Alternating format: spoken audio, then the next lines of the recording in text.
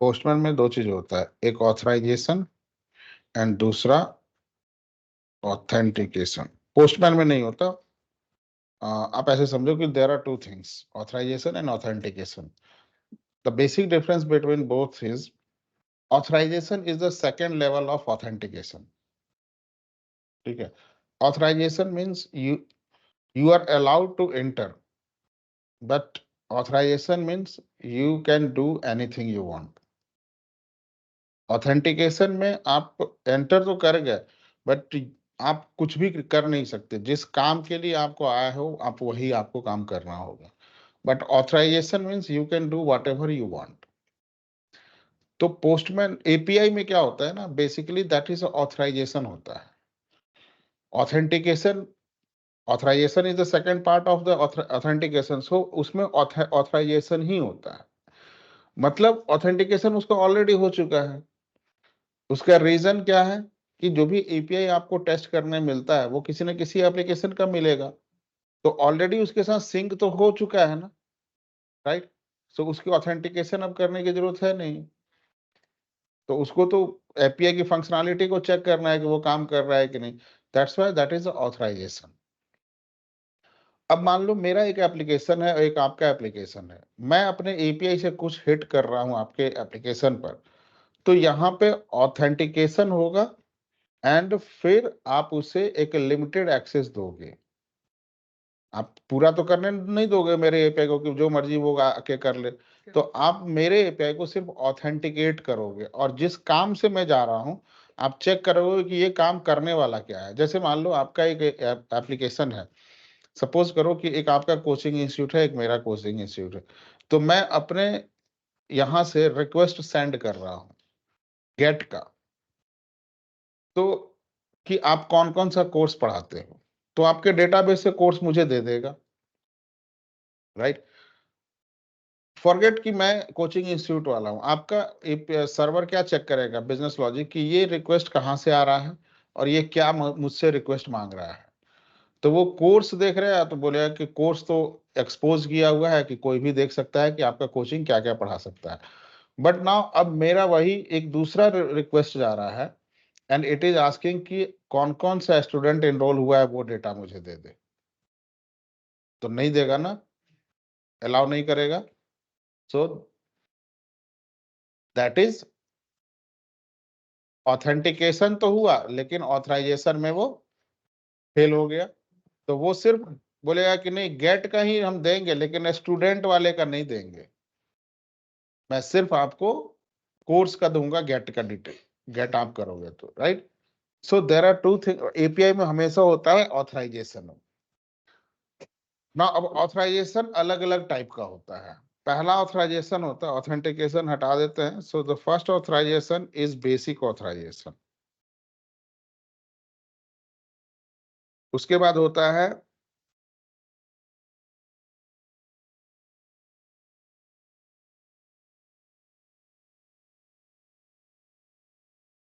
देख रहे हैं, पहला होता है बेसिक ऑथराइजेशन, फिर होता है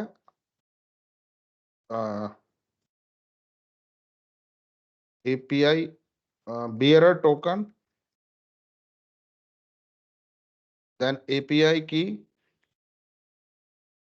डाइजेस्ट ऑथ,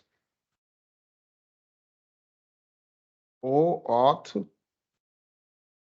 1.0, ओ ऑथ 2.0। ठीक है, ये मेन आपको ये होता है। अब ओ ऑथ 1.0 को कोई नहीं यूज करता है, तो दिस इज ऑब्सलीट, कोई नहीं यूज करता। ओ ऑथ 2.0 को यूज करता है। अब है क्या basically, the basic is only this three, basic authorization, bearer token and API key. Only यही तीन बेसिक ऑथराइजेशन होते हैं। लेकिन इन्हीं सब से ना थोड़ा और उसको कॉन्फिडेंशियल मोड में डेटा भेजने का तरीका है। सो that is digest auth OAuth 2.0। जो डेटा मेरे पास था, जो ऑथराइजेशन का डेटा था, उसी को मैं और सिक्योर वे में भेज रहा हूं। तो वो बना फिर डाइजेस्ट ऑथराइजेशन और OAuth 2.0। So basic authorization is a simple thing, user ID and password. आप अपना यूजर आईडी पासवर्ड से एप्लीकेशन में log authorization, that is not authentication, authorization. API हमें पासवर्ड जो हम भेजते हैं तो वो तो हम ऑथराइजेशन में करेंगे कि हम ऑथराइज ऑथेंटिकेशन पे कि हमको ऑथेंटिकेशन है किसी चीज में एंटर करने के लिए, तो हम भी यूजर नेम उसका पासवर्ड होना चाहिए, तभी हम उसको एंटर करेंगे। हम उसमें मैंने पहले क्या बोला था, आपका अपना एप्लीकेशन है तो आपके एप्लीकेशन पे ऑथेंटिकेशन नहीं होता है, डायरेक्ट ऑथराइजेशन होता है। ठीक है। सो और मैंने दूसरा एग्जांपल दिया कि 2 कोचिंग इंस्टीट्यूट है तो वहां पे ऑथेंटिकेशन होता है। तो ये जो बात हो रहा है, हम एपीआई किसका पढ़ रहे हैं, अपने एप्लीकेशन का एपीआई को टेस्ट करेंगे ना, right. So the basic authorization is user ID and password, क्योंकि वो ऑलरेडी डेटाबेस में है, तभी तो हम उसको भेज रहे हैं उसको, राइट। एपीआई क्या कर रहा है, डेटा को कैरी कर रहा है ना, सिंपल सी चीज। So the basic authorization is that कि मेरा जो यूजर आईडी पासवर्ड है वो सर्वर रिसोर्स वैलिडेट करके मुझे आगे लॉगिन करने दे रहा है। Bearer token, I have explained you bearer token क्या होता है। मैं लॉगिन करता हूं सिस्टम में, देन सिस्टम मुझे एक टोकन जनरेट करके देता है, right. So that is bearer token. Let me check कि अगर मैं यहाँ पे लॉगिन करके देखूं,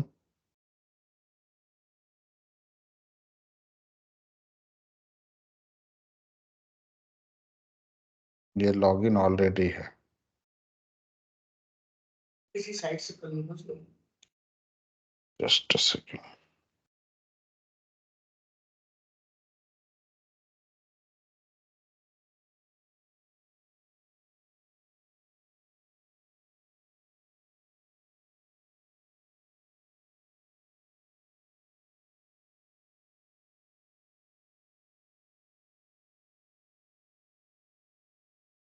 ऑथराइज किया यूजर को, जीमेल ने अपना दे रखा था, मेरा यूजर आईडी trainingright.course है, लेकिन यहाँ पे उसने अपना नाम डेटाबेस में ये दे रखा है, तो उस यूजर को ऑथराइज किया। And now you can C token token token.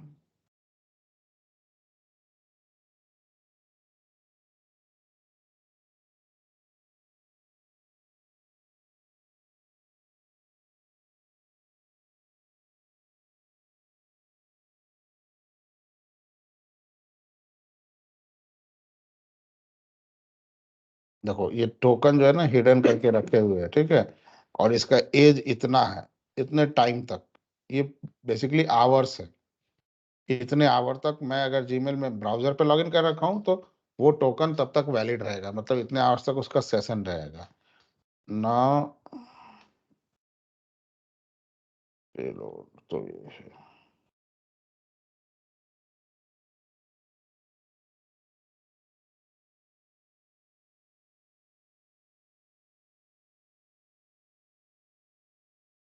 Basically ये हिडन करके रखता है, आप इसको देख नहीं सकते हो,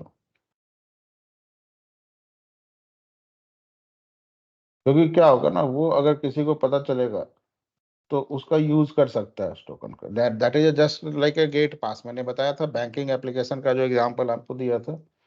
सो फ्रॉम वो वहां से, जैसे अब मैं, जैसे देखो ठीक है, मैं इसे बंद कर रहा हूं, मैं दूसरा ओपन करता हूँ, इंस्पेक्ट एलिमेंट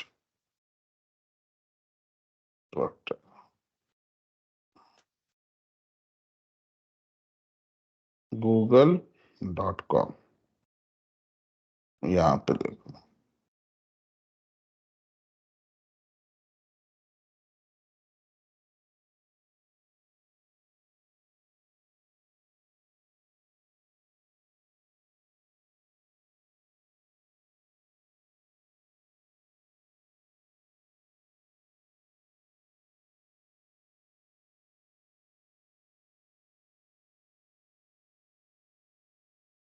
ये एक सेकंड रुक जाओ, दूसरी जगह में देख, मैंने कुछ यहाँ पे इंस्टॉल कर रखा है।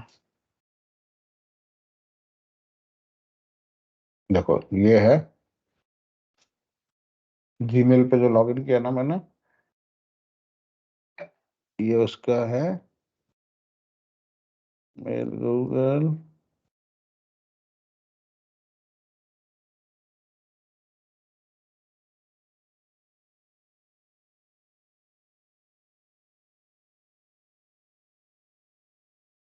ये देखो, दिस इज टोकन, एसी इस टोकन के अंदर आता है। ये मैं आपको देखा, पोस्टमैन पे हम डालोगे ना तो ये आपको दिखाएगा, these all three are token. Gmail का मैं डाल के दिखाऊंगा तो ये एईसी 1p_jar_NID के नाम से लेता है। सो ये आपको देखो, ये टोकन आया ना, अब इसी में इनक्रिप्टेड है। This is cookies, this is basically cookies, cookies में ही टोकन इनक्रिप्टेड है, ठीक है। पोस्टमैन पे आप देखोगे, जैसे मैं डालता हूं, लेट मी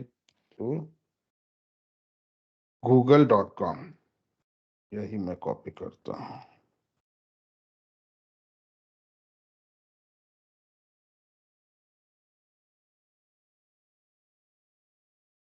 देखो हेडर के अंदर, रिस्पॉन्स में जो आया, हेडर के अंदर आप जाओगे, कुकी 1p_jar, ठीक, उसकी वैल्यू एईसी 2 कुकी सेट किया है, ठीक है।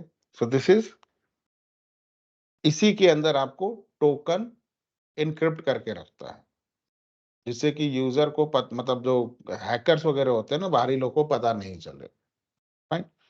सो now coming to this part, so bearer token a kind of token होता है, जैसे REQ RES पे भी आप देखो, यहाँ पे आपको और क्लियरली दिखेगा, REQ RES डॉट, वो दूसरी चीज। देखो लॉगिन का हम उठाते हैं, लॉगिन लॉगिन लॉगिन लॉगिन, देखो लॉगिन में यूजर आईडी पासवर्ड भेजे, रिस्पांस में ये टोकन दिया ना, right, this is a bearer token. और इसका यूज हम कहाँ करते हैं, फर्दर जो भी एक्टिविटी हम करेंगे, यही टोकन कैशे, ब्राउजर का कैशे ट्रांसफर करते जाता है सर्वर को, ठीक है। सो this is bearer token. Now the next one, API की। एपीआई की क्या होता है कि this is a bridge between two application. Token जो काम करता है वही काम एपीआई की भी करता है, बट दोनों में एक डिफरेंस है। टोकन आपका एक्सपायर कर जाता है, उसका जो भी डेवलपर टाइम सेट किए हुए हैं, that can be expire eight that time, आप लॉग आउट करो एक्सपायर कर जाएगा। लेकिन एपीआई की एक्सपायर नहीं होता है, उसे डिलीट करना पड़ता है। जैसे आपका फेसबुक और इंस्टा पे अकाउंट है, आप फेसबुक पे कोई चीज पोस्ट करते हो वो इंस्टा पे भी चला जाता है, आपने कभी ना कभी दोनों को सिंक किया होगा। So that sync is done by the API key. वो एपीआई की तब तक चले, भले आप लॉग आउट कर जाओ दोनों से, दोबारा से लॉग इन दोनों में करो, अपने आप हो गया, अनटिल अनलेस आप उसे जाके उस एपीआई की को डिलीट नहीं करते हो। और अगर मुझे आपका एपीआई की मिल गया, एज्यूम दैट मुझे आपके यूजर आईडी पासवर्ड की कोई जरूरत नहीं है, मैं पोस्टमैन से आपके अकाउंट पे जो मर्जी वो पोस्ट कर सकूं, हैक करके क्या मिलेगा, लेकिन जो मर्जी वो मैं पोस्ट कर सकूं। तो API key is very very dangerous, that should never be share to anyone, कभी भी इसे शेयर नहीं करना चाहिए। इट इज जस्ट लाइक ये आपका एटीएम का पिन है, ठीक है। आप तो एपीआई की इसलिए जहां ये यूज होता है, तो सबसे ज्यादा एपीआई की जो यूज करते हैं ना, वो करते हैं मोबाइल एप्लीकेशन में। दूसरी चीज, आप कभी ब्राउजर पे कोई एप्लीकेशन आपने ओपन किया तो वहां पे आपको 2-3 चीज दिखता है, log in with Facebook, log in with Google, आप क्लिक करके लॉग इन कर जाते हो। So basically what is happening at there, वो एपीआई की के थ्रू सिंक कर रहा है। सो डू नॉट फॉलो, अभी तक नहीं पता था, आगे से इसे फॉलो मत करो, इजी होता है, लोग कर जाते हैं लॉगिन। सो इसे आप अपने फेसबुक अकाउंट वगैरह से लॉगिन, जीमेल तो चलो ठीक है, एक फेक बना लिया आपने, आप उसको हमेशा यूज करो, but do not use Facebook, social जो भी आपका पोर्टल है, सोशल साइट यूज करते हो, उसका उस फेसबुक का बना लो, इतना खाली टाइम है तो तो कभी भी ऐसे यूज मत करना। नाउ डाइजेस्ट की होता है कि डाइजेस्ट की बेसिकली ये भी एपीआई की ही तरह काम करता है, जैसे बियरर टोकन है वैसे ही करता है। बट यहाँ पे क्या होता है कि ये ना सर्वर पे तब तक थोड़ा सा ना रैप, सिक्योरिटी में रैप किया होता है, और ये सर्वर पे तब तक हिट करते रहेगा जब तक आप इसको परमिशन नहीं दे देते। ठीक है। The last one is OAuth 2.0। अब इसी चीज को ना थोड़ा सा सिक्योर और किया गया, एक SSN की से, और ये कर दिया गया, SSL 32 बिट में इनक्रिप्ट कर दिया गया कि सर्वर पे जाएगा, यहाँ से रिक्वेस्ट निकलेगा, सर्वर पे जाएगा, सर्वर के पास उसका की होगा, डिक्रिप्ट हो जाएगा, फिर सर्वर रीड करेगा तो उसको वो काम करने देगा।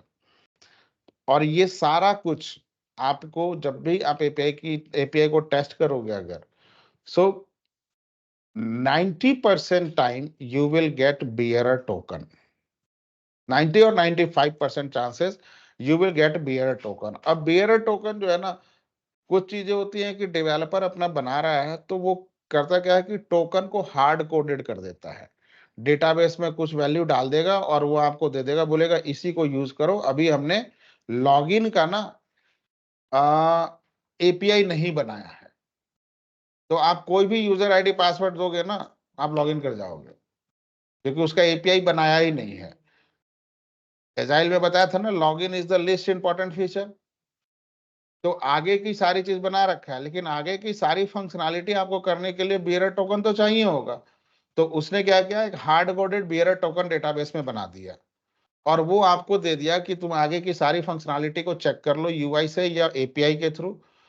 जब लॉगिन का बनाएंगे तब सिर्फ वो टोकन, लॉगिन का करता क्या है, सिर्फ और सिर्फ एक टोकन जनरेट करने का काम करता है, जो कि एप्लीकेशन के फर्दर जो भी फीचर्स होते हैं उसे हम एक्सेस कर सकें। तो 95% chance you will get bearer token. ठीक ना, विल सी कि ये आता कहां से है। तो पोस्टमैन में जब हम जाते हैं, क्लोज दिस, और जब आप ओपन करोगे तो जो भी मेथड है ये देख रहे हो, ऑथराइजेशन, ऑथराइजेशन के अंदर नो ऑथ, जैसे अभी हम चला रहे थे RES पे, मुझसे कुछ नहीं मांग रहा था ना। बेसिक ऑथराइजेशन, ये यूजर आईडी और पासवर्ड आपसे मांग रहा है, सिर्फ दो चीज। ठीक। तो पोस्टमैन का मैंने ले रखा है, पोस्टमैन वालों ने ही दिया है, मैं वही यूआरएल उठाता हूँ।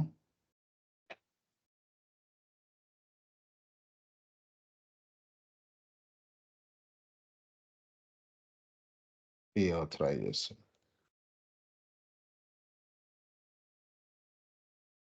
इसी को मैं समझाता हूँ आपको। ठीक है, दिस इज द यूआरएल, इसे मैं एक्सेस करता हूँ तो it will ask me user name password, without this I can not log in. User name इसका पोस्टमैन है, पासवर्ड पासवर्ड है।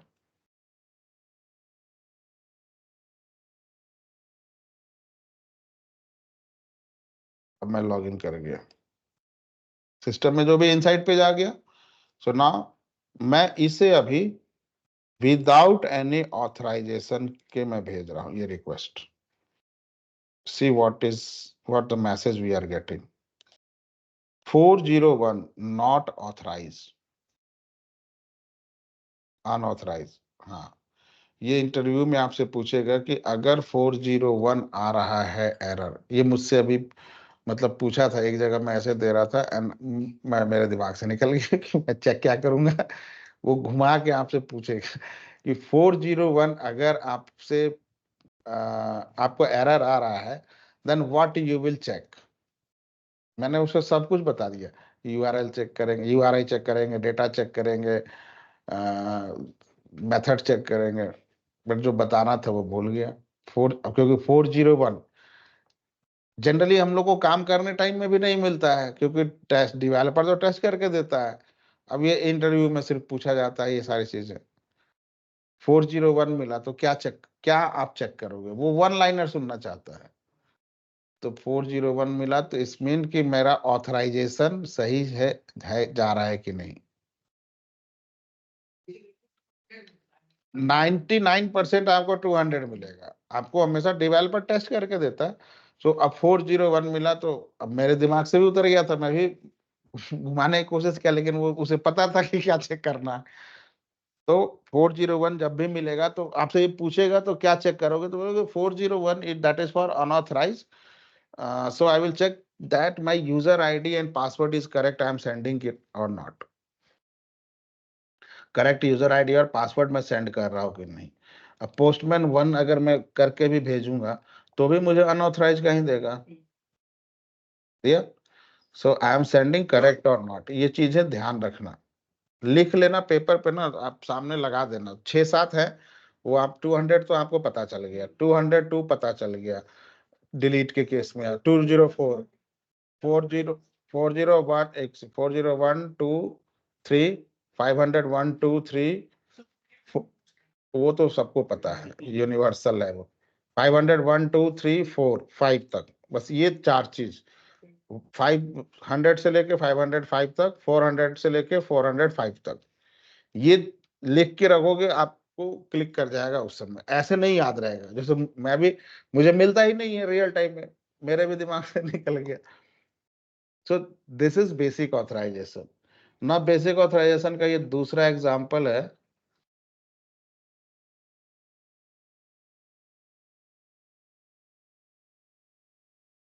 मैं इसे चला रहा हूँ ना। It will again ask me user ID and password. So मैं इसमें user ID password admin admin है, so I am giving admin admin ना। मैं लॉग इन कर गया and then I can see ये आ रहा है, congratulation you must have proper credential. Is mean कि मैं लॉग इन कर गया सिस्टम में, इनसाइड पेज में देख रहा हूँ। So now I M again sending the same thing here.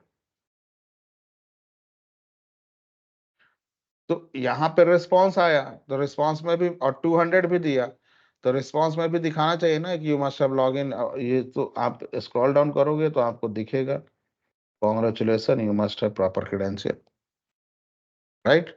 So this is basic authorisation.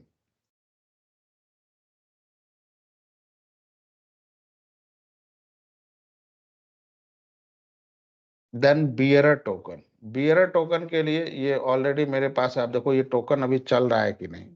So first I am just sending, देखो क्या मुझे मैसेज देता है, चल गया, 201 क्रिएट कर दिया, because this is a post one, right. मैं यहाँ पे पोस्ट कर रहा था बुद्धू देश पांडे, ठीक। तो यहाँ से आप ना बेयर टोकन अपना निकाल सकते हो, ये भी एक सैंपल एप्लीकेशन है, ठीक है। आप जाओगे इस पे, लॉगिन करोगे, लॉगिन नहीं करना है, पूछता है एक जगह, ये है गो रेस्ट, यहाँ पे आप जाओगे। और बियरर टोकन देखो गेट करने के लिए जरूरी नहीं होता, लेकिन बाकी जितने मेथड हैं, पोस्ट पुट पैच डिलीट, इन सब करने के लिए you must have authorize person, तभी तो आप कर सकते हो। दूसरे के डेटाबेस में कुछ इंसर्ट कर सकते हो, देखने के लिए जरूरी नहीं है। भाई मुझे आपका घर है, मैं नीचे से जा रहा हूँ, घर ऐसे देख सकता हूँ, लेकिन घर में एंटर करने के लिए परमिशन की जरूरत पड़ेगी ना। तो नाउ यू कैन सी कि get your access token, click करोगे, ये आपसे पूछेगा, क्लोज कर देना, कि गूगल से लॉगिन कर लो, माइक्रोसॉफ्ट से, गिटहब से, जिससे भी लॉगिन करो। गूगल से लॉगिन करोगे तो आपका ये, जैसे मैं गूगल से करके दिखाता हूँ,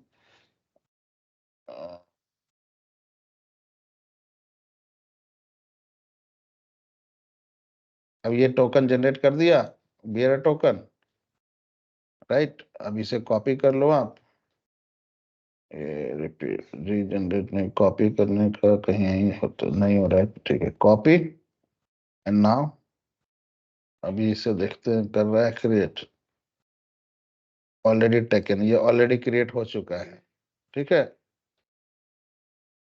तो 422 अनप्रोसेस एंटिटी, अब इस टोकन को मैं डाल देता हूँ, ये मेरा बियर टोकन है ना। सेव इट, सेंड, वो ऑलरेडी डेटा है, तो चलो थोड़ा सा मैं चेंज कर देता हूँ, इसे कुमार देश पांडे कर देते हैं।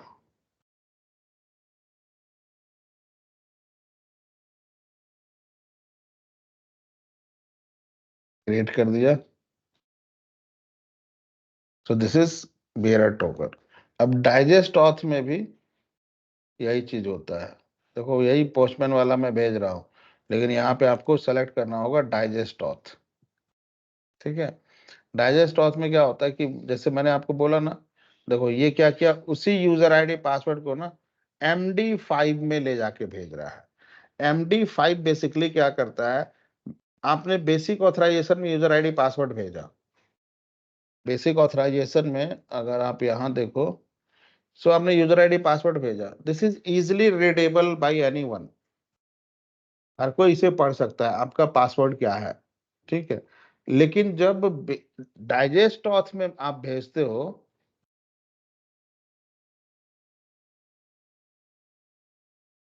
डाइजेस्ट ऑथ में जब आप भेजते हो तो देखो ये क्या करता है, string indication a pair of algorithm used to produce a digestion checksum, ये और आप देख रहे हो यहाँ पे ब्रैकेट में MD5 है, बाकी सब नॉन एडिटेबल है। आप वैल्यू कुछ भी नहीं है, लेकिन बाय डिफॉल्ट इसके अंदर ये वैल्यू है। बाकी में आप डालने का वैल्यू जो भी आप डालना चाहते हो डाल सकते हो, बट ये ऑल सेलेक्टेड वैल्यू है MD5। ये MD5 बेसिकली करता क्या है ना, कि ये आपके पासवर्ड को इनक्रिप्ट करके डेटाबेस में भेजता है, इनक्रिप्ट करके टेबल में भेजता है।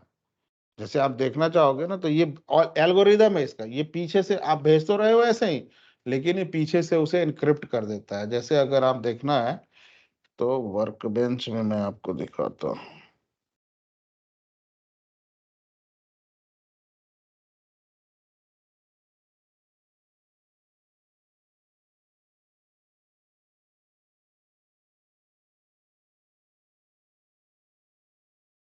मतलब मैं एज ए टेस्टर MD5 लगा के मैं इंटरप्रेट फॉर्म में भेज दूंगा।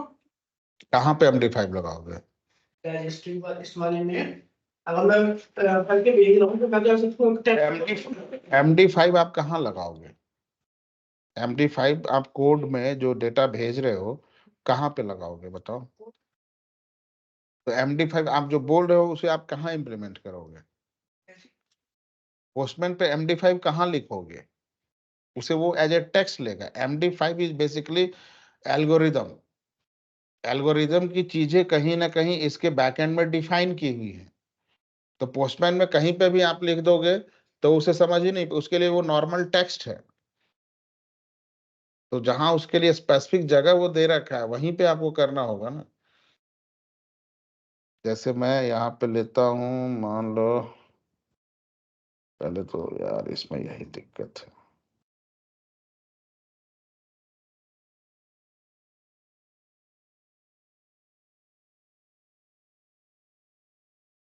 उसको छोड़ो, ट्रेनिंग।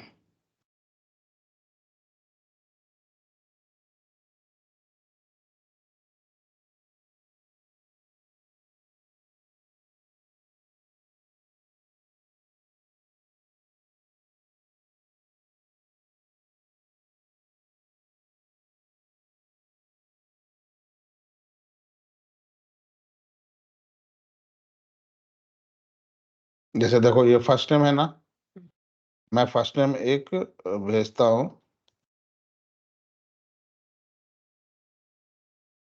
कॉपी।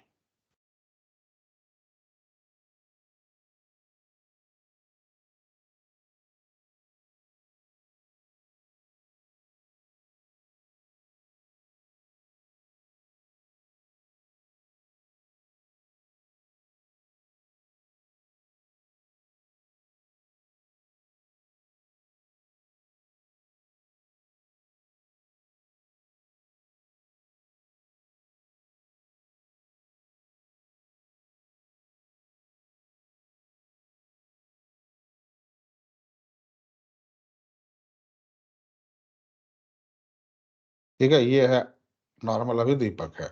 ना अब मैं MD5 लगा के, अब पासवर्ड तो नहीं है, मैं एफनेम को पासवर्ड ही मान के करता हूँ। जिस भी टेक्स्ट के ऊपर आप लगाओगे दैट विल, तो मैं करता हूँ update emp set fname equal to MD5 ASDF where id equal to 1।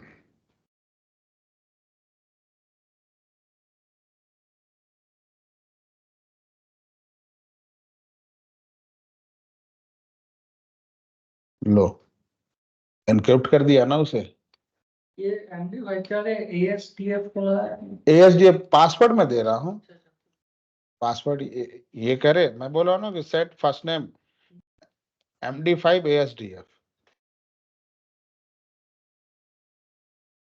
MD5 क्या किया, उस यूजर को, मतलब बेसिकली जो भी आप डेटा भेज रहे हो उसे इनक्रिप्ट कर दिया एस। हाँ, so this is how O digest में ये काम करता है। अब ये पासवर्ड जो जाएगा ना, ये इनक्रिप्ट होके जाएगा। तो ब्राउजर से एज्यूम करो, पोस्टमैन एपीआई को भूल जाओ, रियल टाइम पे तो एपीआई, हम यूजर को ये नहीं बोलेंगे ना कि तुम इस एपीआई से लॉगिन करना, इस एपीआई से पैसे ट्रांसफर करना, वहां तो उसे एप्लीकेशन देंगे। तो अब यूजर तेज हुआ सैली जी की तरफ, फिर ऑफलाइन बैच में पूछ रही है, आज ऑनलाइन क्लास है।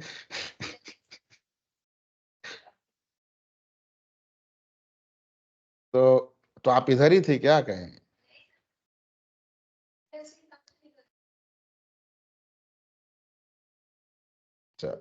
तो अभी क्या हुआ कि मान लो कि बेसिक ऑथराइजेशन के साथ यूजर आईडी पासवर्ड जा रहा है, तो ये तो ब्राउजर में पड़ा रहेगा, ब्राउजर के cache memory, net inspect element करके आप देख सकते हो वहां से,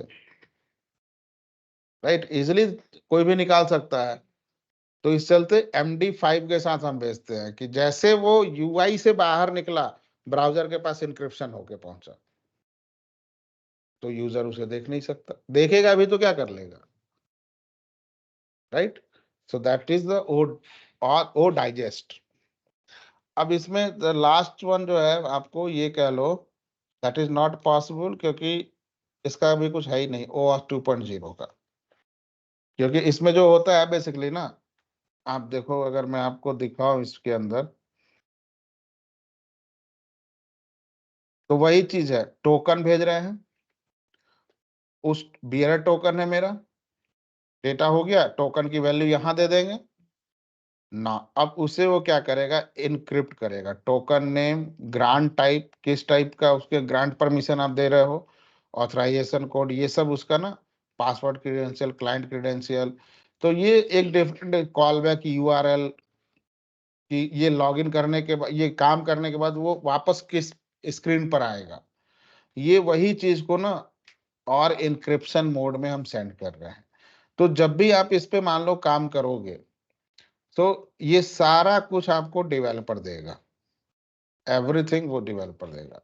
अब डेवलपर क्या होगा ना कि इतनी सारी चीजें तो आपको लिख के देगा, आप कॉपी पेस्ट करोगे, तो वो भी एक प्रॉब्लम है। कॉपी पेस्ट करोगे, ठीक है, लिख के दे दिया, कॉपी पेस्ट करोगे। सो बेसिकली डेवलपर जब काम करता है ना, तो वो आपको चाहता है कि टेस्टर से ही करवाना है, और टेस्टर भी टेस्ट कर रहा है, मान लो कि फॉरगेट अबाउट एपीआई का बग मिला तो हम इमीडिएट सॉल्व करवाते हैं, लेकिन मान लो अगर यूआई के साथ आपको दिया, आप यूआई से वैलिडेट कर रहे हो, एंड आपको वहां पे कुछ एरर मिल रहा है, कुछ रिक्वेस्ट रिस्पॉन्स में कुछ एरर मिल रहा है, जैसे मान लो कि इसे ही लेते हैं हम, makemytrip.com,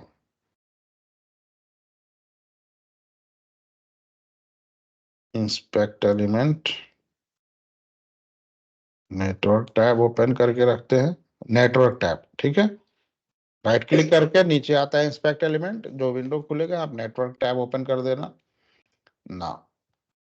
अब मैं दिल्ली से मुंबई फ्लाइट सर्च कर रहा हूँ, सर्च, जो भी रिजल्ट आएगा, हियर वी कैन सी जो भी जनरेट हुआ। सो व्हाट, अब मुझे ये बाकी सारा कुछ तो मेरे काम करे, जावा स्क्रिप्ट, JS जो भी आप देख रहे हो सब जावा स्क्रिप्ट है। किस काम का है नहीं। सो मेनली मेरा ये है, सर्च एपीआई है, ये सर्च कर रहा है फ्लाइट को, ब्राउजर से भी यही जा रहा था डेटा, आईटी मैं यही सर्च करा ना, Delhi Mumbai 18 this, assume that कि ये मेरा फेल कर गया, मुझे सर्च रिजल्ट गलत देने लगा। अब मैं डेवलपर को इतना टेस्ट डेटा दूं, मैं 18 का सर्च कर रहा था, दिल्ली मुंबई, तो डेवलपर भी उतना डेटा डाल के वो क्या बोलता है कि भैया मुझे शॉर्ट जल्दी जल्दी बताओ क्या प्रॉब्लम है। तो हम भी क्या करते हैं कि दो तरीके हैं उसके, उसको देने का। अब देखो इसके अंदर कुकीज भी जनरेट हुआ ना सब, ये सारा। अब उसको डेवलपर को देने का दो तरीका है। पहला हम क्या करते हैं कि इस पे गए, ठीक है, जो मेरा एपीआई है, जब आप एप्लीकेशन में काम करोगे तो इतनी सारी चीजें आपको जनरेट नहीं होंगी, वहां पे सिर्फ डेटा ट्रांसफर की ट्रेस जनरेट होगा, ये सारा कुछ प्रोडक्शन पे जनरेट होता है क्योंकि हिडन और इन सब चीजों के साथ इंटीग्रेट करके रखता है। तो दूसरी चीज क्या होगा कि दो चीज आप दे सकते हो डेवलपर को। पहला, ये सर्च एपीआई चला, राइट क्लिक, कॉपी, कर्ल, दिख रहा है कर्ल, सीएमडी कर्ल बैश, तो हम उसे कर्ल बैश देते हैं। Copy as curl bash, copy all as curl bash करने पे ये पूरा का कॉपी हो जाएगा, तो मुझे रिक्वेस्ट ही देना है ना उसे। सो मैं उसे कॉपी करता हूं, copy as curl bash, copy कर लो, एंड नाउ अब इसे जो भी बनाइए ना, आप इसे दे दो उसके पास, ठीक है, इसे आप उसे दे दोगे तो वो क्या करेगा, मैं दोबारा से कॉपी कर रहा हूं, यहां से कॉपी कर्ल बैश, वो जाएगा पोस्टमैन पे और वो अपना एक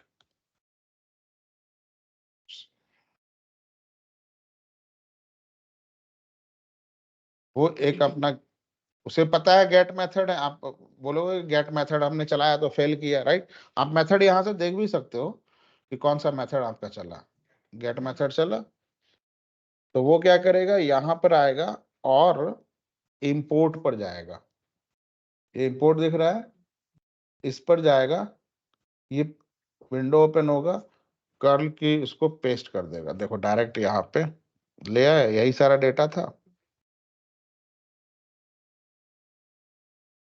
राइट, ये सारा डेटा आ गया। अब वो इसको सेंड करके देखेगा क्या क्या एरर आ रहा है क्या, उसके बाद वो रेक्टिफाई अपना करेगा। सो this is the first thing कि जो हम उसे प्रोवाइड करते हैं, कर्ल बैश, ठीक है। दूसरी चीज, कुछ कुछ कंपनी बोलती, डेवलपर बोलता है नहीं मुझे कर्ल नहीं, मुझे ना तुम पूरा क्या काम किए हो पूरा वो दे दो, कि मुझे आगे का भी ट्रेस करने में आसानी होगा कि कहीं पीछे तो गलत डेटा नहीं गया था या कहीं आगे तो गलत कुछ नहीं जा रहा, उसकी वजह से भी एरर आ सकता है। तब उस केस में यहाँ पे आप देखो एक आ रहा है डाउनलोड आइकन, दिख रहा है ना, when you click on this, ये हार फाइल डाउनलोड कर देगा, डॉट हार, ये जिप फाइल में होता है, आप उसको दे दो, वो उसको ओपन करेगा। जैसे डेस्कटॉप 1 PM, इसे मैं पहले न्यू कर देता हूँ, ठीक है, इसे ओल्ड कर देता हूँ, इसे 1 कर देता हूँ।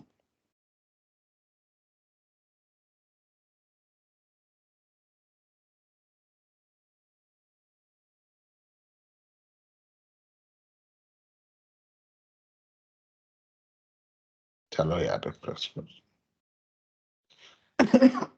अब वो डेस्कटॉप 1 PM ये है ना। अब इसे मैं, वो क्या करेगा जब ओपन करेगा ना,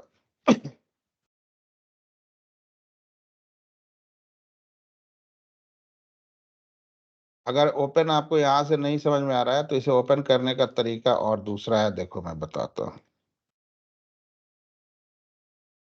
इससे पूरा क्लीन हो जाएगा। वो ऐसा अपना नेटवर्क टैब ओपन करेगा और इस हार फाइल में जाएगा and simple drag and drop, जो भी काम हमने किया देख रहे हो सब आ गया यहाँ पे। So that is easy for him to identify कि मैंने आगे की वजह से कहीं कुछ प्रॉब्लम तो नहीं हो रहा है, कहीं पीछे तो हमने गलत कुछ नहीं किया। सो वो उससे उसको आइडेंटिफाई कर। So these two things also remember. ये इंटरव्यू में भी आपसे पूछा जा सकता है कि अगर एपीआई में कुछ फेल होता है then what type of things you supply to the developer. तो इफ तो आंसर होगा it depends upon developer. If he is asking to provide me the curl bash, then I will give him the curl bash. If he is asking har file, then I will provide the har file. तो पूछेगा कि curl bash में क्या होता है। तो curl bash is a direct, when I curl bash is the kind of resource that when I import the, when the developer or anyone can import on the Postman, so that particular method and all the things, all the data will be integrated, imported to the Postman. Curl bash उतना ही किया ना, सिर्फ देखो वही data लेके आया ना, right. And हार file, it gives all the things whatever I have done till the application, till the we did not identify, we get the defect. So it totally depends upon developer. अब हार file का कभी कभी size बड़ा हो जाता है, तो आपने बहुत सारा कुछ काम किया और मान लो नीचे का कोई एपीआई फेल कर गया, अब आप डाउनलोड करोगे तो ऊपर से लेकर नीचे तक का 40-40 100 MB का डाउनलोड हो जाता है, तो वो फाइल बड़ा हो जाता है। तो उस केस में क्या करते हैं कि मान लो कि कुछ काम हम अपना किए, उसके बाद मुझे पता है कि इसके बाद अब फेल हुआ था, तो पहले की चीजों को यहाँ से क्लीन कर दो, अब आगे अपना फंक्शनैलिटी करो, तो उतना ही पार्ट जनरेट होगा, देन हार फाइल उसका डाउनलोड करके आप दे दो उससे। कोई है क्या? Fine. So this is two things also which मैंने आपको बोला था बताने के लिए। तो ये हो गया आपका basic authorization, bearer token and curl HAR file. Swagger अभी बताऊंगा ना, अभी तो अभी खत्म नहीं। अब स्वैगर होता क्या है बेसिकली, देखो स्वैगर होता क्या है ना। सो स्वैगर इज बेसिक जहां पे एपीआई पे काम होता है, बहुत ज्यादा काम होता है, हर कंपनी में नहीं होता है, because this is a paid tool. जैसे गिटहब है, कोड के चेक इन चेकआउट के लिए यूज करते हैं, कंपनी यूज करते हैं। अब कोड तो हर कंपनी में डेवलपर लिखता है, तो वो गिटहब का यूज करते हैं। अब ऐसा नहीं कि गिटहब लेना कंपलसरी है, लेकिन कंपनी का पहले तो बिना गिटहब के ही होता था, सीवीएस था, अपना सर्वर था, वहीं पे सब कुछ चेक इन चेकआउट होता था। बट वो थोड़ा कॉस्टली पड़ जाता है कंपनी को, तो अभी वो माइक्रोसॉफ्ट का प्रोडक्ट गिटहब यूज करते हैं ना। स्वैगर गिटहब पे क्या करते थे, डेवलपर अपना कोड रखता था। अब जहाँ एपीआई पे बहुत ज्यादा काम होता है ना, तो वहां पे स्वैगर का यूज करते हैं। That is also a kind of repository, जहां पे एपीआई के डॉक्यूमेंटेशन को हम रखते हैं, जहां पर हम एपीआई के डॉक्यूमेंटेशन को, एपीआई का डॉक्यूमेंटेशन क्या है, कौन सा मेथड चलाना है, उसका डेटा क्या होगा, रिजल्ट क्या आएगा, हेडर फाइल क्या होगा उसका, यही सारा इंफॉर्मेशन, यूआरआई क्या होगा, यही तो होगा। चार मेथड है, गेट पोस्ट पुट डिलीट, चारों मेथड की चीजों को आर फाइल में सर एक एक मेथड का होता है ना। और स्वैगर पे डेवलपर जितना भी काम किया वो अपना सब वहां रखता है। अब आज मान लो कि एक था कि मान मैं मेरा एक ई कॉमर्स साइट है जिसमें एक पेमेंट का एपीआई बनाना था, and at that time decided कि cash on delivery and credit card से पेमेंट लेंगे। बट वो एपीआई मुझे बना के दे दिया डेवलपर ने, मैंने उसे टेस्ट किया। आफ्टर 2 मंथ्स मैनेजमेंट डिसाइड नहीं यार, या बिजनेस ने डिसाइड किया कि अब मैं cash on delivery credit card के अलावा डेबिट कार्ड से भी पेमेंट लूंगा। तो अब क्या डेवलपर नया एपीआई बनाएगा? यही तो एपीआई का फायदा होता है। वो बार बार नया एपीआई बनाने की जरूरत नहीं, जो पुराना वाला एपीआई था उसमें एक और फील्ड ऐड करेगा, मॉडिफाई करेगा उसे। अब उसे टेस्ट तो करना होगा ना। तो हर बार आपको डॉक्यूमेंट प्रोवाइड करने से अच्छा है कि वो सेंट्रल रिपोजिटरी में एक जगह रखते जा रहा है, जहां से पता भी तो चलेगा कि जो भी मैनेजमेंट के लोग हैं या मैनेजर है, टेक्निकल मैनेजर है, कि अच्छा ये 2022 तक तो इसमें 2 फीचर था, 2024 में एक और फीचर ऐड हुआ था, तो ट्रेस कर रहे हैं ना वहां से। नहीं तो अचानक से कोई पूछेगा 2024 में कि यार हमारे एप्लीकेशन में तो 2 ही था पेमेंट मोड एक्सेप्ट करने का, ये तीसरा कैसे बना दिए, राइट। फिर 6 महीने बाद हुआ नहीं यार अब हम ना यूपीआई से भी पेमेंट लेंगे, अगेन उस एपीआई को मॉडिफाई कर देगा वो, राइट।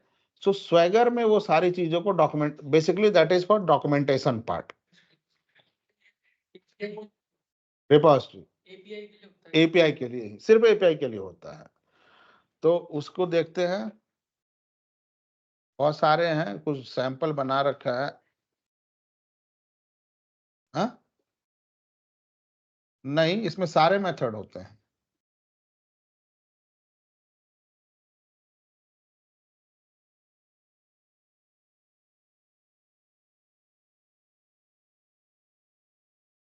दो दो और ऐड कर दिए, पुट तो अपडेट कर देगा ना। हम एक, तो अब हम रिसोर्स में अपने डेटाबेस में जो भेजेंगे, पहले यूजर मेरा भेजता था क्रेडिट कार्ड सेलेक्ट करता था, तो एक चेक हो जाता था क्रेडिट कार्ड का, अगर सॉरी कैश ऑन डिलीवरी का, फिर क्रेडिट कार्ड बोलता था तो एक नया रिक्वेस्ट, एक रो क्रिएट होता था। तो अब मुझे रिसोर्स में भी तो 2 अलग टेबल क्रिएट करने पड़ेंगे ना, तो वो पोस्ट का चलेगा ना, यूजर के लिए अपडेट है, लेकिन डेवलपर के लिए तो क्रिएट ही है ना वो। तो दिस इज वन pet-swagger.io, आप देख लो। स्वैगर ऐसा ही होता है, ये सैंपल एप्लीकेशन बना रखा है, जिससे आप ऐसे बहुत सारे स्वैगर के बने हुए हैं, मैं आपके साथ शेयर कर दूंगा, इसको भी कर सकते हो ना। यहाँ पे देखो सारे मेथड दे रखे हैं ना, पोस्ट, पुट, गेट, क्योंकि अभी ये देखो मुझे अभी खोजने पे भी मिला था, क्योंकि मैं अभी ऑनलाइन ट्रेनिंग दे रहा हूँ इसका एपीआई रेस्ट एश्योर्ड का, तो वहां पे फ्रेमवर्क करवाना है, तो इसी पे मैं पूरा एपीआई का फ्रेमवर्क करवा रहा हूँ।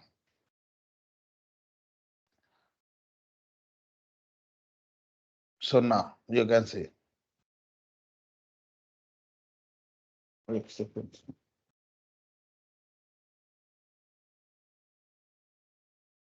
तो पोस्ट अगर एक लेते हैं, अब इस पोस्ट में देखो क्या दिया हुआ है ना, पेट के लिए कितने मेथड चलेगा, तो एक पोस्ट चलेगा कि कोई क्रिएट करना है, तो इसमें पेट तक क्या होगा, पाथ है, एंड दिस इज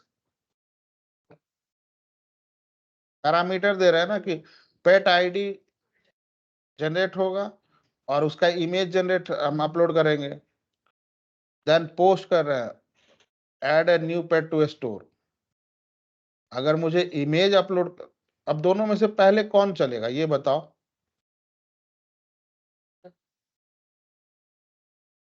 पहले ऊपर वाला कि नीचे वाला, क्यों, पहले तो पेट ऐड करेंगे, उसके बाद आईडी उसका सिस्टम देगा, तो उस आईडी को पास करके उसका इमेज अपलोड करेंगे, राइट। सो ये उसका पोस्ट करने का है, देन पुट, अब उस पेट को 4 की जगह 6 पैर हो गए, तो वो भी अपडेट करेंगे, then get find by status, ये निकालेंगे। अब ये था बना हुआ टैग के थ्रू फाइंड आउट करना था पहले, ये एक एप्लीकेशन में जनरेटेड था पहले, टैगिंग टैग के थ्रू आप सर्च कर सकते हो, लेकिन अब उस एपीआई में इसे ड्रॉप कर दिया गया इस रिक्वायरमेंट को, तो कैंसिल कर दिया ना, नहीं तो कल को कोई पूछेगा यार ये एपीआई कहाँ चला गया, ताकि जाके देखो डॉक्यूमेंटेशन में ये ड्रॉप हो गया रिक्वायरमेंट। देन पेट आईडी गेट का है, उसी तरह स्टोर का बना हुआ है, दूसरा एप्लीकेशन का एक बना हुआ है, यूजर का है, तो आप इसमें से किसी को भी चला के अपना देख सकते हो।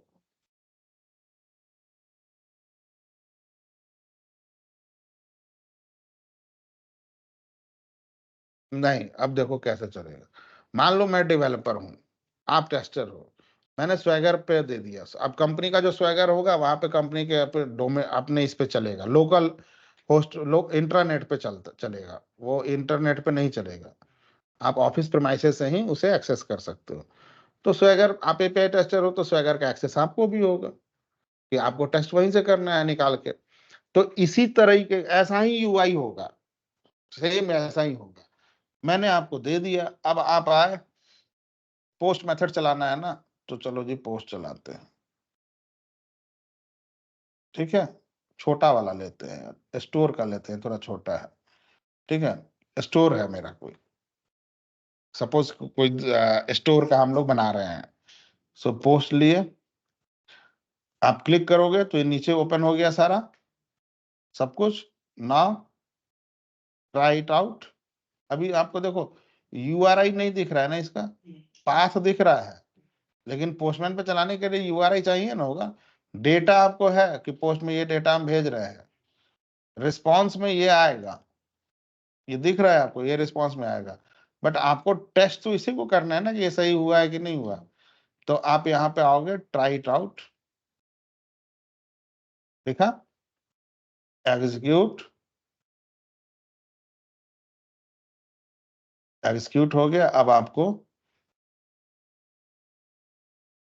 ये मिल गया यूआरएल, और आप पोस्टमैन पे नहीं तो यहाँ पे भी चेक कर सकते हो, बट यहाँ पे लिमिटेड चीजों को चेक कर सकते हो। आप अपने हिसाब से इसको डेटा को चेंज नहीं कर सकते हो, ये फाइनल आउटपुट आपको देता है। अब मैं पोस्टमैन पे गया, दिस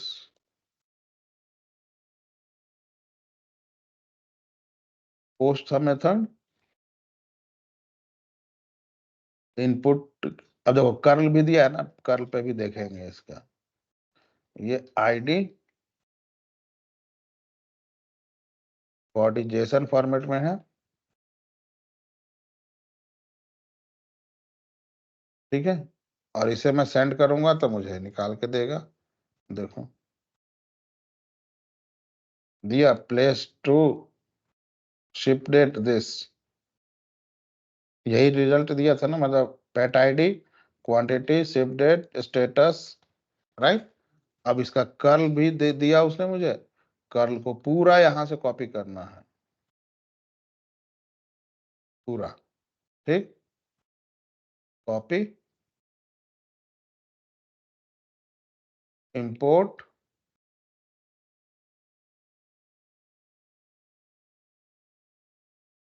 वही चीज आ गया सब कुछ यहाँ,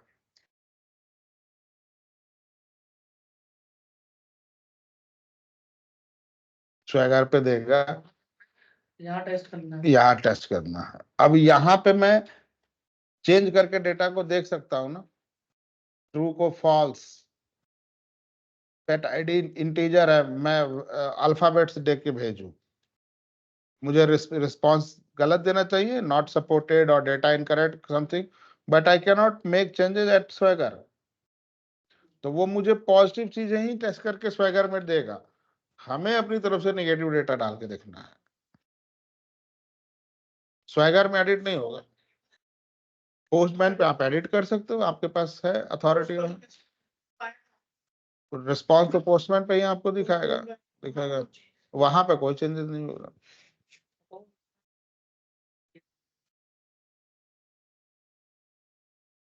वो फिर एपीआई के बग को ना इमीडिएट सॉल्व करवाना होता है, इमीडिएट।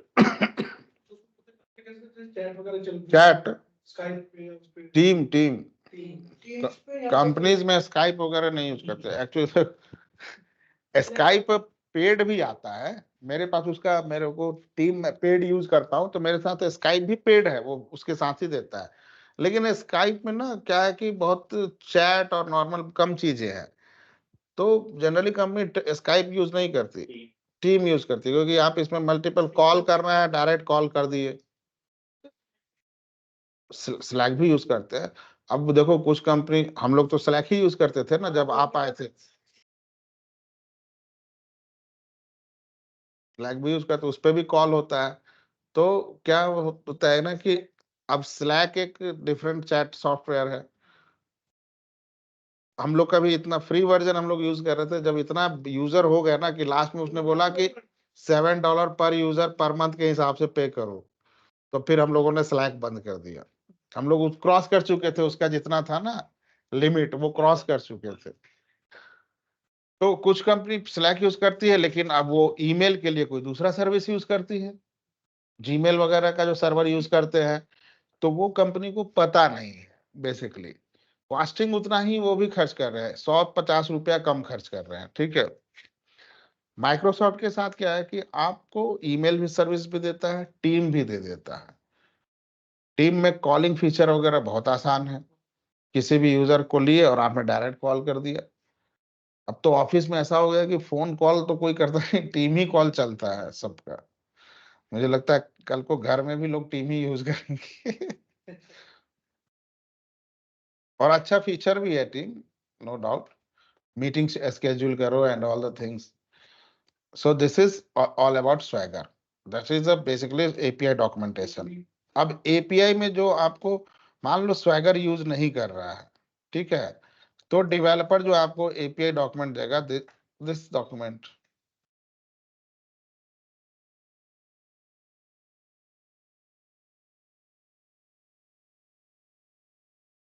ये डॉक्यूमेंट देगा बना के। Post method, add a student, ये यूआरआई, ये डेटा, 201 देगा रिस्पॉन्स, रिस्पॉन्स ये आएगा, ये बना के आपको दे देगा। अब आप इस डॉक्यूमेंट के थ्रू टेस्ट करो। सारी चीजें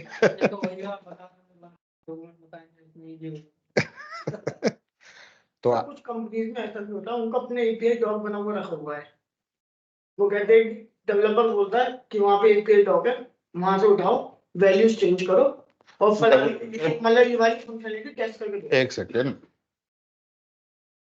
जब आप एक ही एपीआई पे काम कर रहे हो तो इस स्क्रीन को देखो, these are called key and these are called value. सो एक ही एपीआई पे काम कर रहे हो तो एक आध की ऐड हो जाएगा, लेकिन आप डिफरेंट डिफरेंट एपीआई पे काम कर रहे हो तो वो डेटा नहीं यूज कर सकते ना फिर, क्योंकि वो एपीआई भी तो फिर की भी चेंज हो जाएगा। तो उस केस में डेवलपर को तो देना ही पड़ेगा हर बार बना के। जब तक आपको मिलेगा नहीं तब तक आप डेटा भेजोगे क्या? मैं आपको बोलूं कि टेस्ट करो, क्या टेस्ट करो? टेस्ट करो। नहीं तो ऐसा भी होता है, जैसे जो इंस्पेक्ट एलिमेंट हम करते हैं तो डेवलपर कहता है वहां पे जो एपीआई से जो वहां पे भी टेस्टिंग करके देख वो बिल्कुल, दैट आई अंडरस्टैंड। मैंने आपको बोला ना कि टेस्ट करो, क्या टेस्ट करो? टेस्ट करो। तो कुछ भी आपको दिख रहा है टेस्ट कर दिए। घड़ी, पंखा, टीवी, छाता, कुछ भी दिख रहा है टेस्ट कर दिए। तो वो सब जो कंपनी होती है ना, वो पानी का बुलबुला होता है, ठीक है। वो कंपनी किसी स्टैंडर्ड को लेके नहीं चलते, उनको बस मतलब है सॉफ्टवेयर बनाए, मार्केट में लॉन्च किए, पैसा कमाए, भूल जाओ 6 महीने बाद, 2 साल के बाद सॉफ्टवेयर को। तो उनका कोई भी सॉफ्टवेयर देखोगे ना, हर 6 महीने के बाद या साल भर या 1.5 साल के बाद ना वो कंप्लीट चेंज हो चुका होता है। लेकिन इंटरप्राइजेज जो एप्लीकेशन बनता है वो हर एक चीज का डॉक्यूमेंटेशन रखते हैं। एक एक, ये बिल्ड गया था तो इसके बाद ये बिल्ड गया तो उन, अब माइनर सा चेंज होगा, उसका भी प्रॉपर डॉक्यूमेंटेशन रखते हैं। यस, क्योंकि उनका एप्लीकेशन जो बना है वो कोई 2 साल, एक साल के लिए नहीं बनाया, वो 20-20, 25-25 साल के लिए उन्होंने एप्लीकेशन को बनाया है। और they are spending a lot of money, कोई 10 लाख 50 लाख नहीं, उनका 10-15 करोड़ रुपए खर्च होता है।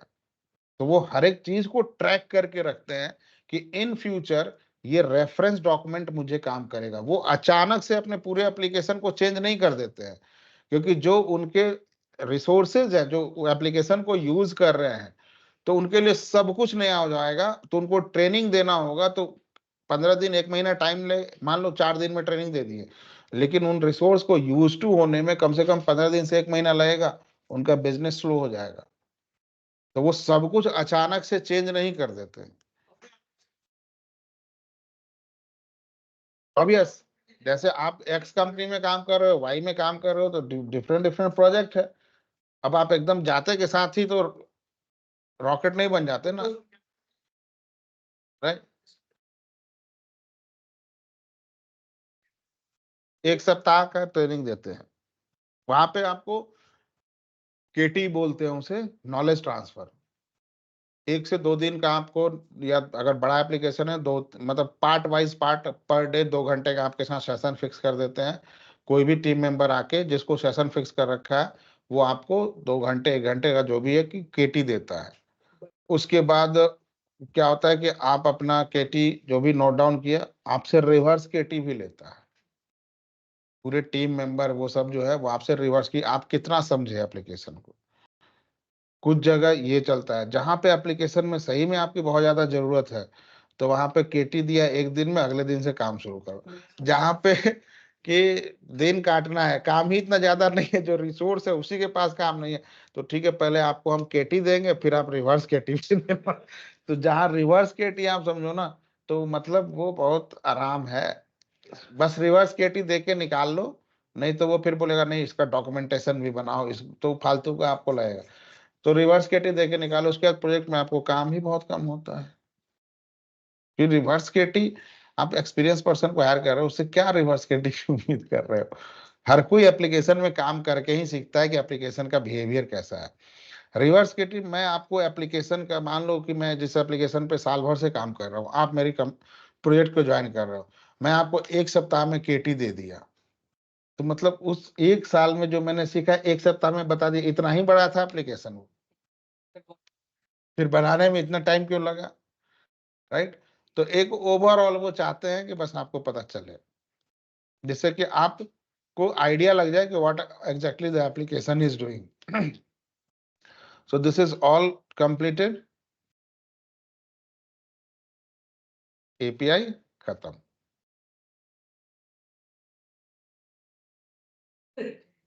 तो एपीआई का सब कुछ तो देख लिए ना। अब आता है रिपोर्ट जनरेट करना,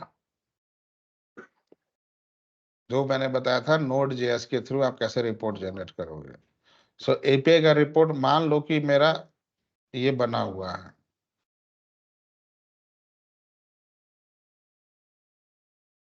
ये मेरा कलेक्शन बना हुआ है, ठीक है। Now I just export this collection. Export कहाँ दिख रहा है?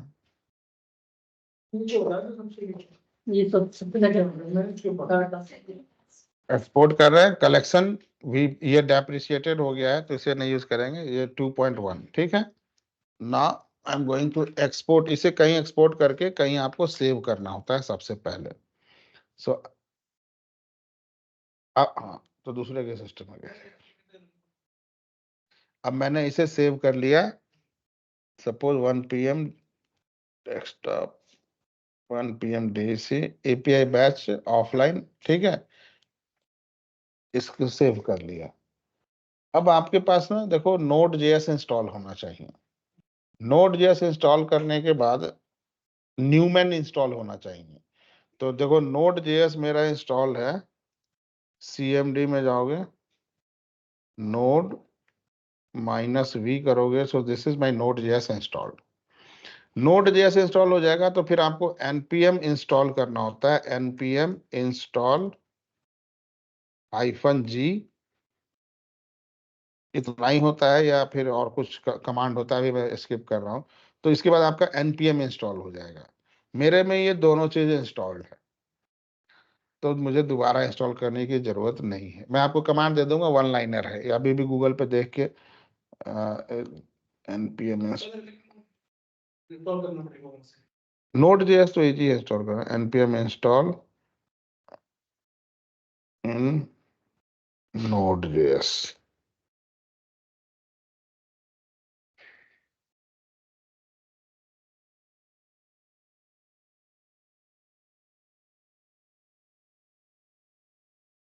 देखो npm का वर्जन देखना है तो cmd में जाके npm-v, ये मेरे को वर्जन बता देगा। मेरा है वर्जन ऑलरेडी इंस्टॉल 10.2.1। अब npm इंस्टॉल करने का, पहले तो नोड जेएस इंस्टॉलर इंस्टॉल कर लोगे आप, इसका कमांड होता है, तो नोड जेएस कमांड ये है, npm इंस्टॉल, नहीं ये भी नहीं है।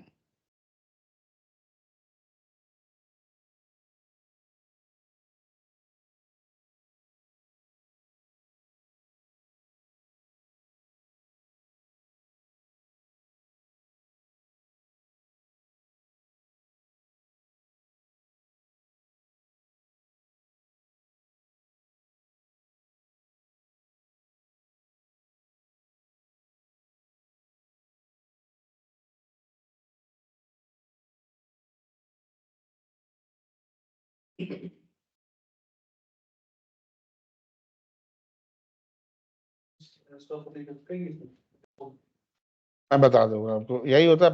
-G के बाद भी कुछ शायद देते हैं मुझे। Install Node.js installer npm install command in Node.js। चलो यार, नहीं मिल रहा है, इसको रहने दो। तो अब मेरा जो कहाँ पे था, डेस्कटॉप पे 1 PM दिसंबर, ये एपीआई बैच वाला है ना। तो अब इस यहाँ पे आने के बाद ना, अब इसका भी मुझे रन करने का कमांड नहीं ध्यान है। यहाँ पे आते हैं cmd, और उस फोल्डर में डायरेक्ट आ गया मेरा, यहीं पे ये पड़ा हुआ है एपीआई बैच ऑफलाइन। ठीक है, तो इसको रन करने का कमांड होता है npm run newman, npm newman json api batch -r html। शायद यही होता है कमांड, npm help।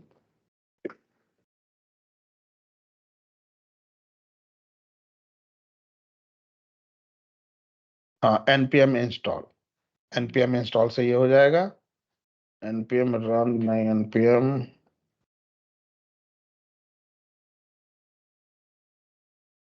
एक सेकेंड, इसका कमांड भी मुझे, रन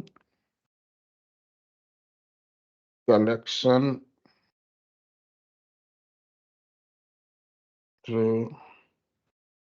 npm कमांड।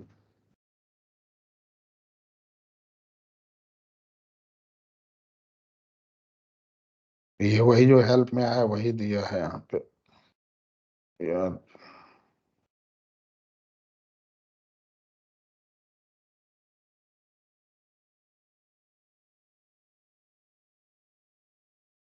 हाँ, ये कमांड है इंस्टॉल करने का, npm इंस्टॉल -g न्यूमैन। ठीक है, पहले Node.js इंस्टॉल कर लेना। Node.js का exe आता है, नेक्स्ट नेक्स्ट नेक्स्ट क्लिक किया हो जाएगा। उसके बाद cmd ओपन करना, cmd पे npm install -g Newman, enter मारना। थोड़ा टाइम लगता है इसको, उसके बाद आपको अपने आप दिखा देगा इंस्टॉल हो गया कमांड प्रॉम्प्ट पे। उसके बाद आपका इंस्टॉल हो गया। अब इसे रन करने के लिए Newman run sample collection dot JSON, हाँ ये है ना।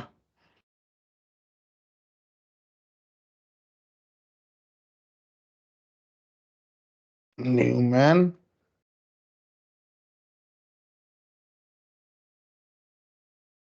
रन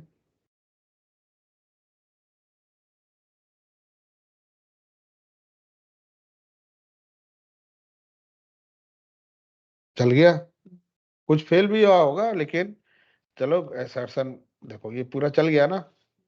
कुछ फेल हुआ होगा, रिक्वेस्ट 7 था, एसर्शन 5 था, एग्जीक्यूटेड 7 फेल हुआ, क्योंकि डेटा तो हमने दिया नहीं, मैं ऐसे ही ब्लंटली रन कर रहा हूँ।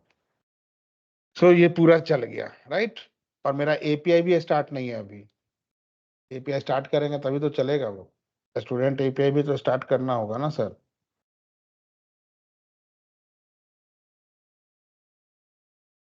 cmd जावा -jar,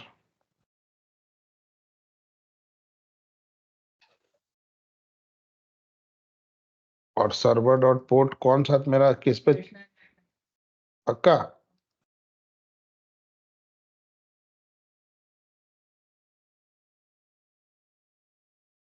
देख लेता हूँ भाई, नहीं तेरे चक्कर में फिर फेल हो जाएगा।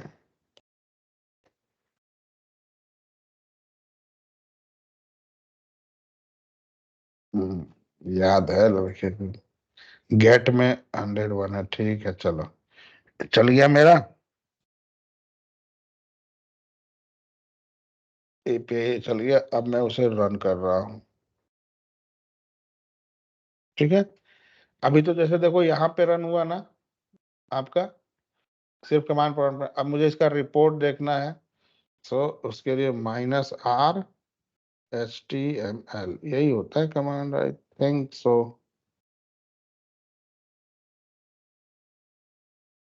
हो गया रन, और यहाँ पे देखोगे डेस्कटॉप पे 1 PM दिसंबर, बन गया रिपोर्ट। ये बन गया रिपोर्ट। आज कौन सा तारीख है? 17।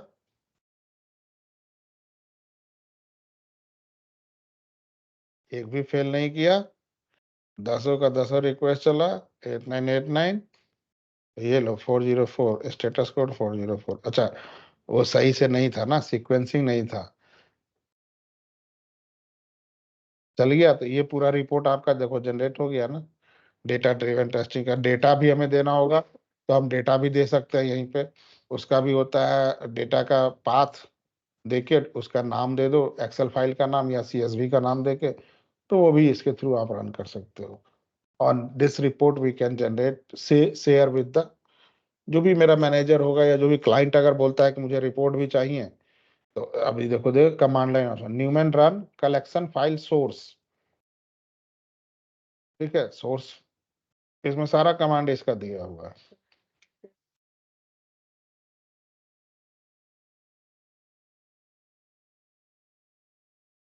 कौन से ग्रुप में? ये पूरा कॉपी करके व्हाट्सएप पे डाल दो।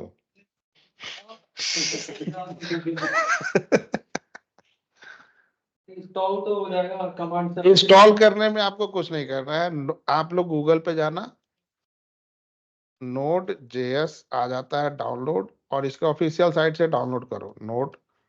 कुछ नहीं करना है, सिंपल। यह विंडो इंस्टॉलर 32 बिट 64 बिट, जो भी अब सबका 64 बिट है, 64 बिट डाउनलोड करो, नेक्स्ट नेक्स्ट नेक्स्ट नेक्स्ट, हो गया खत्म, इंस्टॉल हो गया।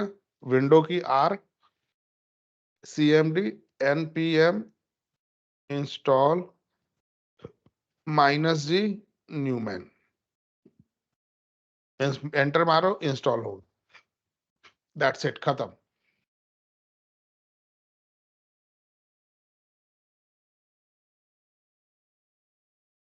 जेसन को, अब जो आपका कलेक्शन है, ये इसमें कलेक्शन को हम रन करते हैं, तो कलेक्शन जहां पे है पोस्टमैन में आपने बनाया है, सो इसे जाकर एक्सपोर्ट कर लो। और वहां पे एक्सपोर्ट, जहां पे भी एक्सपोर्ट करो ना, तो डायरेक्ट वहीं से जाके CMD मारो, तो उसी लोकेशन पे आप आ जाओगे सीधे सीधे, और उसके बाद वो है कमांड रन करने का। तो जब आप लोग पहली बार रन करोगे ना, तो आपका HTML रिपोर्ट जनरेट नहीं होगा, सब कुछ रन हो जाएगा, HTML रिपोर्ट जनरेट नहीं होगा, क्योंकि HTML आपने इंस्टॉल नहीं किया। न्यूमैन के अंदर फिर HTML इंस्टॉल करना पड़ेगा। तो जब आप यही कमांड डालोगे ना, -R स्पेस HTML, तो एरर देगा और आपको बताएगा कौन सा कमांड मारो जिससे कि HTML इंस्टॉल हो जाए। तो उस कमांड को रन कर देना, फिर HTML में जनरेट कर देगा फाइल आपके लिए। इजी है, इट इज नॉट कॉम्प्लिकेटेड। तो दिस इज न्यूमैन एक रह रहा था, सो दिस इज कंप्लीट, पोस्टमैन खत्म, API खत्म। अब एक चीज पूछ रही थी sir,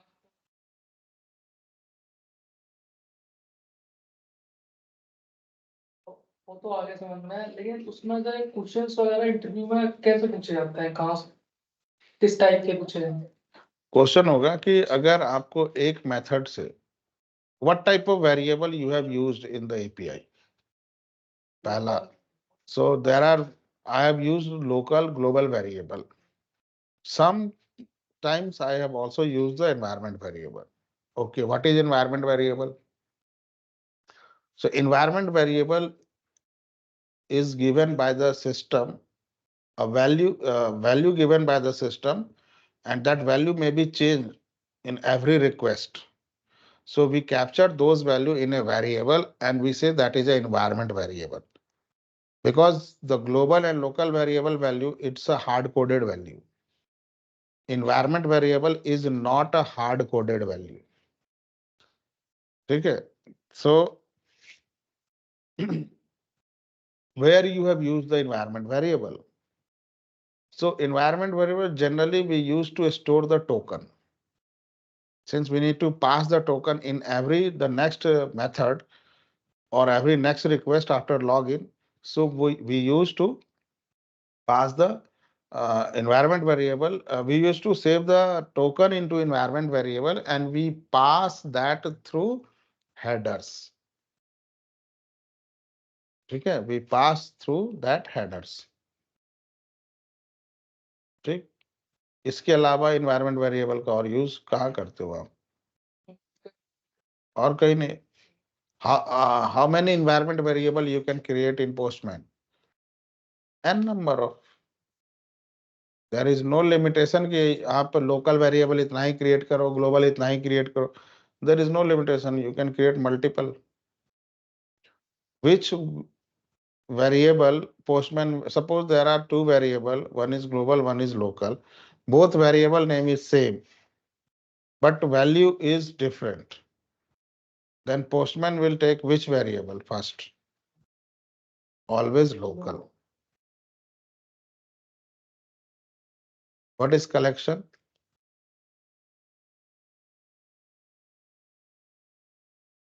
Our methods. Why it is required to store method in collection?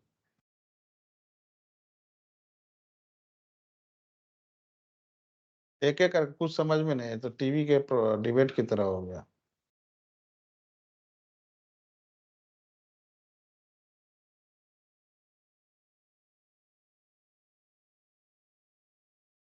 सिर्फ दो चीज. Collection is used to store our methods.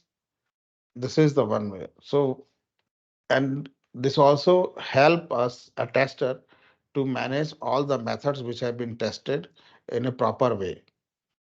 Second, collection also provides us, we can run all the methods in a one go. Okay. So there are two use of collection. तीसरा, we can share the collection across the team member. अभी मैंने collection ही export किया ना. We can share the collection across the team member and they can also test my collection. And when I share the collection, it goes with all the test data, URI, all the things. जो भी उसके अंदर external file नहीं जाता है, जो भी post body में हमने डाल रखा है वो सब कुछ चला जाएगा, एक्सटर्नल फाइल नहीं जाएगा. एक्सटर्नल फाइल को अलग से देना होगा. एक्सटर्नल फाइल क्या है? CSV या जेसन फाइल जो भी हमारा है, right. But environment variable, URI, body data, everything can go directly with the export feature. Okay. So what you will test, suppose what are the mandatory information required to send a request for a post? What are the mandatory information that is required to send a request on the server or to update the resource?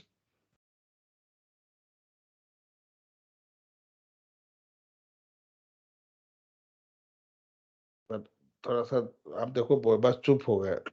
देखो जब पूछा जाए what are the mandatory information to send data or to create data in the resource, what are the mandatory? The first thing is the method, second thing URI, third thing body data, fourth header part.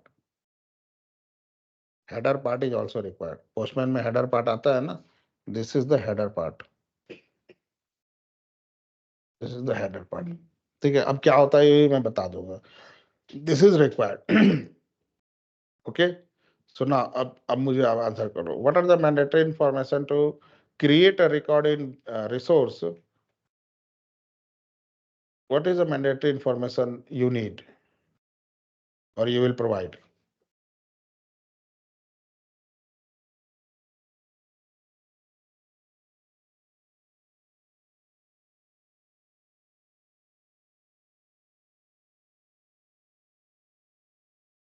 And then header.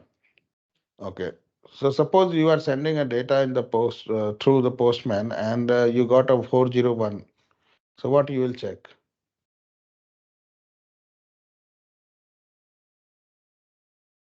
तो वो आपने बताया interviewer को ऐसे बोलोगी आप?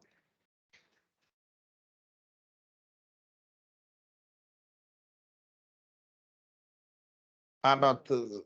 So if unauthorized response code is coming 401, so I will check that my authorization part is correct or not. ठीक है, इसी टाइप से आपसे क्वेश्चन पूछेगा सर।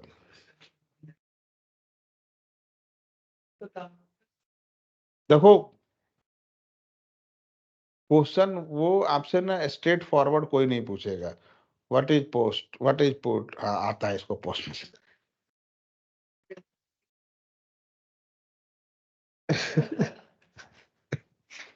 वो क्वेश्चन थोड़ा सा, देखो उसे भी पता है कि there are limited thing in the postmans, right. Developer को भी जितना मैंने आपको बताया ना, इतना डेवलपर भी नहीं करता है। तो limited things in the postman.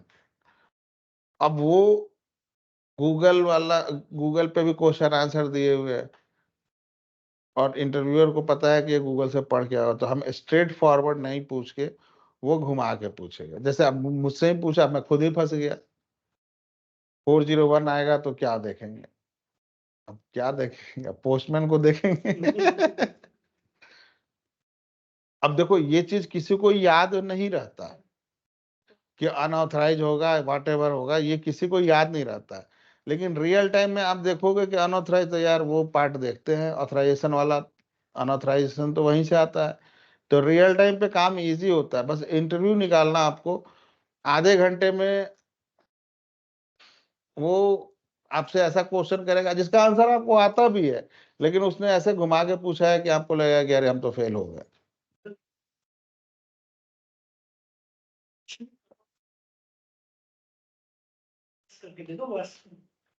देखो ये तो कंप्लीट जॉब में जॉब कर ही रहा था। आप